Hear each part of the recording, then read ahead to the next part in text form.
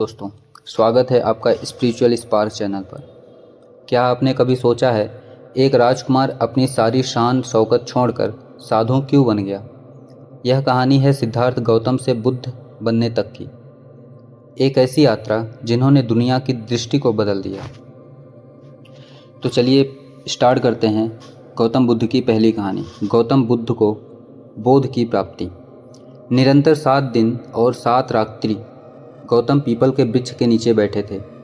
उस दिन वैशाख पूर्णिमा थी। रात्रि में चंद्रमा अपनी शीतल चांदनी से संसार को अमृत तुल्य शीतलता से जगमगा रहा था। इस रात्रि को गौतम को बोध यानी ज्ञान की प्राप्ति हुई और वे गौतम बुद्ध कहलाने लगे। जिस पीपल के वृक्ष के नीचे गौतम को बोध की प्राप्ति हुई उसे बोधि वृक्ष ही कहा गया।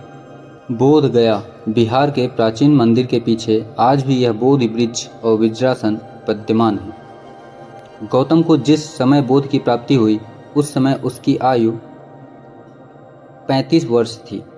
देवताओं ने इस समय उन पर पुष्प वर्षा कर अपनी प्रसन्नता प्रकट की। गौतम बुद्ध ने विकारों और तृष्णा को नष्ट करने का मार्ग ढूंढ लिया था। उन्हें मृत्यु से अमृत की ओर आने का मार्ग मिल गया था और निर्वाण की प्राप्ति हुई। संसार के रोग, शोक, हर्ष, विषाद अब गौतम बुद्ध के ऊपर कोई प्रभाव नहीं डाल सकते थे।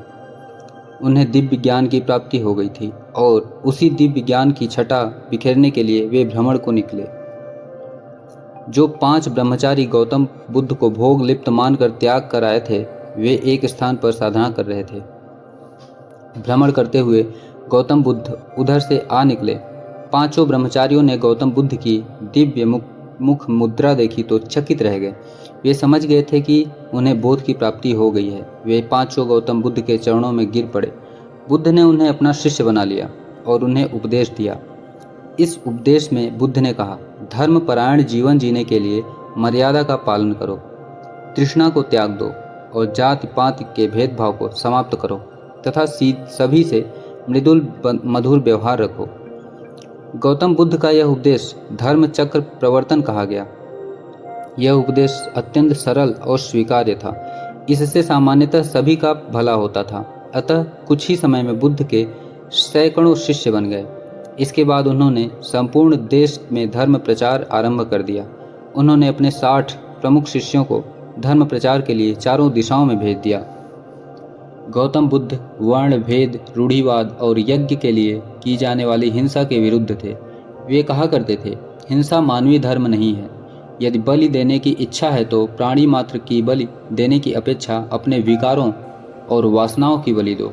हिंसा करके शुभत्व की प्राप्ति नहीं हो सकती। गौतम बुद्ध ने जाति भेद और वर्ण व्यवस्था का भी विरोध किया। इस बारे में वे कहा करते थे, जन्म से कोई भी मनुष्य न तो ब्राह्मण और न ही शूद्र है। मैं न ब्राह्मण हूँ, न क्षत्रिय हूँ, न वैश्य हूँ और न शूद्र। ये सभी धर्म के आडंबर मात्र हैं।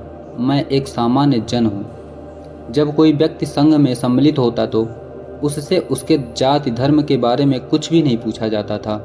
उससे केवल 3 बार निम्न उच्चारण कराया जाता था, बुद्धम शरणम गच्छामि, सघम शरणम गच्छामि, धर्मम शरणम गच्छामि। यह सूत्र उच्चारण करने पर श्रद्धालु को संघ में सम्मिलित कर दिया जाता था।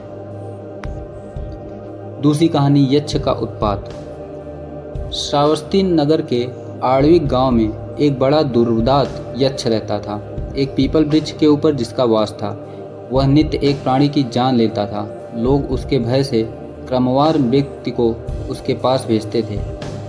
प्रभु गौतम जनता के हित में उस दुष्ट से पीछा छुड़ाने के लिए एक बार उस गांव में आए। लोगों ने उनको यक्ष के बारे में विस्तार से बताया। प्रभु ऐसा सुन वहां पर गए जहां उसका वास था। तथागत ने उसी पीपल वृक्ष के नीचे अपना आसन लगा लिया और बैठ गए। उसने प्रभु को वहां बैठा देखा तो समझ गया कि यह मेरा आहार आ गया। वह वृक्ष के नीचे उतरा और कटार लेकर प्रभु को मारने दौड़ा। जो ही उसकी दृष्टि प्रभु के मुख की ओर गई, वह उसी समय प्रभु के चरणों में गिर पड़ा और गौतम के उपदेश से उसने हमेशा के लिए हिंसा का त्याग कर दिया। तीसरी कहानी, साधु का नुस्खा या साधु का नुस्खा। एक समय गौतम बुद्ध अपने शिष्यों के साथ भ्रमण करने गए थे। भ्रमण करते समय सभी एक स्थान पर विश्राम के लिए बैठ गए। समय बिताने के लिए भगवान बुद्ध ने अपने शिष्यों को एक कथा सुनाई। किसी नगर में एक व्यक्ति रहता था। उसने परदेश के साथ व्यापार किया, मेहनत फली, कमाई हुई और उसकी गिनती सेठों में होने लगी। महल जैसी हवेली बन गई। वैभव और बड़े परिवार के बीच उसका जीवन बड़े आनंद से बीतने लगा। एक दिन किसी दूसरे नगर से उसका एक संबंधी आया। बातचीत के बीच उसने बताया कि उसके यहाँ का सबसे बड़ा सेठ गुजर गया। बेचारे की लाखों की धन संपत्ति पड़ी की पड़ी रह गई। बात सहज भाव से कही गई थी, पर उस आदमी ने उसके मन को डगमगा दिया। हाँ, उस सेठ की तरह एक दिन वह भी तो मर जाएगा। उसी क्षण से उसे बार बार मौत की याद सताने लगी। हाय, मौत आएगी, उसे ले जाएगी और सब कुछ यहीं छूट जाएगा। मारे चिंता के उसकी देह सूखने लगी। देखने वाले देखते कि उसके किसी भी चीज़ की कमी नहीं है। उस पर उसके भीतर का दुख ऐसा था कि किसी से कहा भी नहीं जा सकता था। लेकिन धीरे धीरे वह बिस्तर पर पड़ गया। बहुत इलाज कराया गया, लेकिन उसका रोग कम होने की बजाय बढ़ता ही गया। एक दिन एक साधु उसके घर गया। उस आदमी ने बेबसी से उसके पैर पकड़ लिए और रो रो कर अपनी व्यथा उसे बता दी।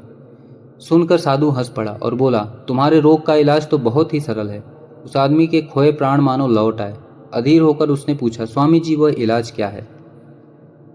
साधु ने कहा, देखो, मौत का विचार जब मन में आए, जोर से कहो, जब तक मौत नहीं आएगी मैं जीऊँगा। इस नुस्खे को 7 दिन तक आजमाओ। मैं अगले हफ्ते आऊँगा। 7 दिन के बाद साधु महाराज आए तो देखते क्या हैं कि वह आदमी बीमारी के चंगुल से बाहर आ गया और आनंद के गीत गा रहा था। साधु को देखकर वह दौड़ा और उसके चरणों में गिरकर बोला, महाराज, आपने मुझे बचा लिया। आपकी दवा ने मुझ पर जादू का असर किया है। मैंने समझ लिया कि जिस दिन मौत आनी ही आएगी ही, उसी दिन मरूंगा, इससे पहले नहीं। साधु ने कहा, वत्स, मौत का डर सबसे बड़ा डर है। वह जितनों को मारता है, मौत उतनों को नहीं मारती। चौथी कहानी, त्याग का महत्व। एक दिन भ्रमण करते हुए गौतम बुद्ध के शिष्य ने त्याग का महत्व जानने की जिज्ञासा प्रकट की। तभी गौतम बुद्ध ने अपने भीतर अपने सभी शिष्यों को एक स्थान पर बैठने का आदेश दिया और त्याग का महत्व समझाते हुए उन्होंने एक कथा सुनाई। किसी देश में एक राजा राज करता था। वह बहुत ही अभिमानी था। अपने बराबर किसी को नहीं समझता था। कारण उसका राज्य विशाल था। राजकोष धन से भरा था। उसके पास बहुत बड़ी सेना थी और उसके पास नौकर चाकर की कमी नहीं थी, जो हर घड़ी उसका हुक्म बजाती रहती थी। चापलूस उसके अहंकार को बढ़ावा देते रहते थे। संयोग से एक दिन एक फकीर उस राजा के यहाँ आया। उसके चेहरे पर तेज चमक रहा था और आंखों में प्रेम भरा था। उसने राजा की ओर देखा और उसकी भाव भंगिमा से क्षण भर में ताड़ गया कि राजा धन दौलत और सत्ता के मद में चूर है। उसकी भीतर की आंखें बंद है। अपने स्वभाव के अनुसार राजा ने कड़क कर पूछा, फकीर, तुझे क्या चाहिए? मुस्कुराकर फकीर ने कहा, राजन, मैं आपसे कुछ लेने नहीं अपितु आपको कुछ देना आया हूँ। सुनकर राजा के अभिमान को गहरी चोट लगी। उसने सोचा कि इस भिखमंगे की इतनी जुर्रत कि मुझ जैसे वैभवशाली और सर्वसत्ताधारी के साथ ऐसा व्यवहार करे। राजा ने चीख कर कहा, ऐ फकीर, छोटे मुंह बड़ी बात करते तुझे शर्म नहीं आती? जिसके पास फूटी कौड़ी भी नहीं, वह किसी को क्या देगा? जो स्वयं दर दर से भीख मांगता है, वह राजा की बराबरी क्या करेगा? फकीर राजा की गर्वोक्ति सुनकर हंसता हुआ बोला, आप ठीक कहते हैं महाराज, आपके पास बहुत कुछ है जो मेरे पास नहीं है। पर राजन, अकिंचन के पास भी कुछ होता है तो दुनिया भी की माया से अधिक महत्व रखता है। राजा की आंखों में खून उतर आया। अपनी बकवास बंद करो, जैसे किसी रोगी से बात कर रहा हो। फकीर ने कहा, राजन, बिना त्याग के भोग बेस्वाद है। वैभव ने जब त्याग जुड़ जाता है तो वह महक उठता है। जानते हो, त्याग के आगे अहंकार मिट जाता है, आसक्ति दूर हो जाती है और अंदर की आंखें खुल जाती हैं। फकीर के शब्दों में मानो कोई जादू था। राजा को बोध हुआ उसका सोया हुआ इंसान जाग उठा। उसने अनुभव किया कि त्यागी के आगे भोगी कितना छोटी चीज़ है। उसकी आंखों में अज्ञान का पर्दा हटते ही उसके जीवन में एक नया मोड़ आ गया। अतः कहना उचित नहीं होगा कि त्याग का महत्व सर्वोपरि होता है। यह कहते हुए गौतम बुद्ध ने सभी शिष्यों को आगे चलने का आदेश दिया।